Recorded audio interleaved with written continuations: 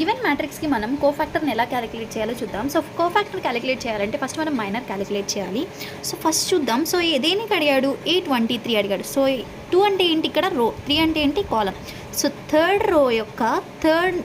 Second row యొక్క third కాలంలో ఉన్న నెంబర్ అంటే 4. సో ఈ 4కి ఏదైతే ఉందో దాన్ని మనం ఇలా క్లోజ్ చేసుకుంటే ఏముంటుంది? ఇంకా మనకి ఏ మ్యాట్రిక్స్ ఉంటుంది? 1 to 1 1 మ్యాట్రిక్స్ అనేది ఉంటుంది. సో దీనికి మనం డెట్ క్యాలిక్యులేట్ చేస్తే 1 1 అంటే ఏడి మైనస్ బీసీ అంటే 1 మైనస్ 2. 1 1 జర్ 1, 2 1 జర్ 2. సో ఎంత వస్తుంది మనకి? -1. సో కోఫాక్టర్ క్యాలిక్యులేట్ చేయాలంటే మనకి ఫార్ములా వచ్చి సో -1 హోల్ పవర్ ఈ ఐజే ఉంది కదా, ఆ రెండింటిని యాడ్ చేయాలి అంటే 2 + 3 అండ్ డెట్ క్యాలిక్యులేట్ చేసి ఎంత వచ్చిందో అది రాయాలి.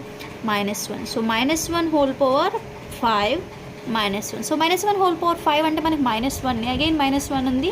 So 1 1 జర్ 1 minus into minus plus. So మనకి ఆన్సర్ ఎంత? 1 ఈజ్ అ ఆన్సర్.